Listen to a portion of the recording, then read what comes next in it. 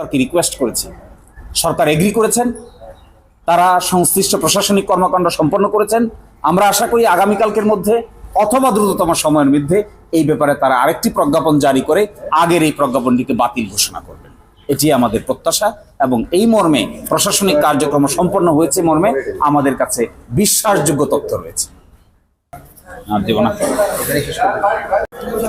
সন্ত্রাস বিরোধী আইনের 19 ধারায় স্পষ্ট করে বলা আছে, যদি কোনো সরকার এই ধরনের সিদ্ধান্ত নিয়ে থাকে তাহলে 19 ধারায় এই সরকারকেই ক্ষমতা দেওয়া আছে, তারা যুক্তিগ্রাহ্য বিবেচনা করে অতীতের এই সিদ্ধান্তকে বাতিল ঘোষণা করতে পারে। আমরা সরকারকে রিকোয়েস্ট করেছি, যেহেতু সরকারিভাবেই তড়িঘড়ি করে পার্টিকুলার পার্সপেক্টিভে এই ধরনের অসৎ উদ্দেশ্য প্রণীত সিদ্ধান্ত নেওয়া হয়েছে, প্রেক্ষাপট চেঞ্জ হয়েছে, নতুন রাষ্ট্র গঠন প্রক্রিয়া শুরু হয়েছে, এখানে এই ধরনের হঠকারী সিদ্ধান্ত থাকতে পারে না।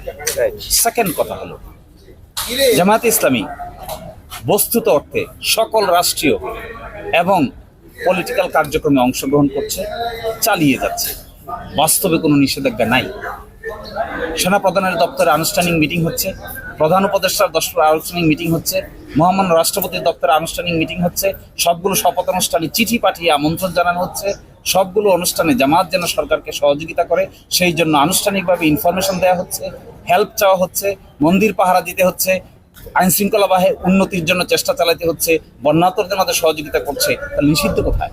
তাহলে আপনারা এই উদ্যোগ দিচ্ছেন না? এটা শুধুমাত্র এই কারণেই, যেহেতু একটা অফিসিয়াল ডকুমেন্ট হয়ে আছে, এই অফিসিয়াল ডকুমেন্টটা আইনগতভাবে জামাত ইসলামী মনে করে, তার আইনজীবীরা মনে করে যে আইনগতভাবেই এই জিনিসটা অফিসিয়ালি হয়ে যাওয়া উচিত।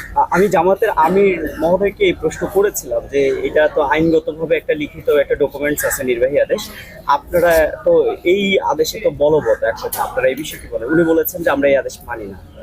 এখন আপনারা আবার এটাকে উদ্ধারের জন্য চেষ্টা করছেন। এই দুইজনের বক্তব্যের মধ্যে কোনো ধরনের না, আপনি কনফিউশন ক্রিয়েট করছেন। জি, আপনি মানি না দেখি তো প্রত্যাহার চাই। আচ্ছা, মানলে কি কেউ প্রত্যাহার চায়? কোন একটা আদেশ আপনি মানেন না, এই জন্যই তো সংশ্লিষ্ট কর্তৃপক্ষকে বলছেন আপনি এটা প্রত্যাহার করে দেন। এই ওনার এই বক্তব্য, আমাদের এই বক্তব্য in the same line, in the same breath, in the same system. আমরা একটু যদি বলি যে আপনি যে ধারার কথা বলছেন সেই ধারা অনুযায়ী আসলে কি জামাত নিষিদ্ধ হওয়ার মতন কোনো কাজ করেছিল? Of course not. আমি আগেই বলছি, জামাত ইসলামীকে নিষিদ্ধ হওয়ার যে কারণ দেখিয়েছেন তারা কি দেখেছেন?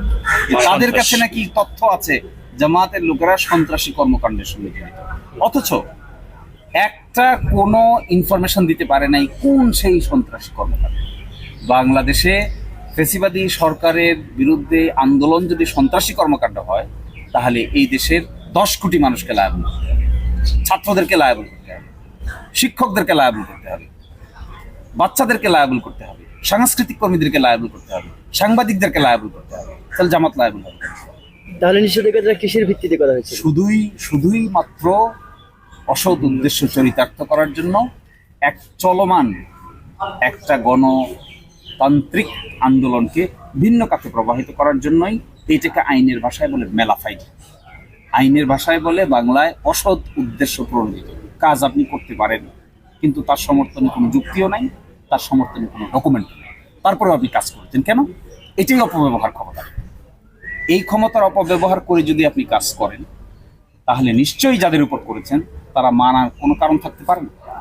এটাই আমরা বর্তমান সরকারকে বলেছি যে এই আদেশ যদি আপনারা প্রত্যাহার করেন তাহলেই আপনারা এই আন্দোলনের প্রতি শ্রদ্ধাশীল, বৈষম্য বিরোধী আন্দোলনের রেজাল্টের প্রতি শ্রদ্ধাশীল। আর যদি এই আদেশ থেকেই যায় তাহলে অতীতের লিগেসি থেকে যাবে, ফ্যাসিবাদের লিগেসি থেকে যাবে, এবং এটি থাকা উচিত নয়। নতুন বাংলাদেশের রাষ্ট্র গঠনের পক্ষে এটি একটি বাধা।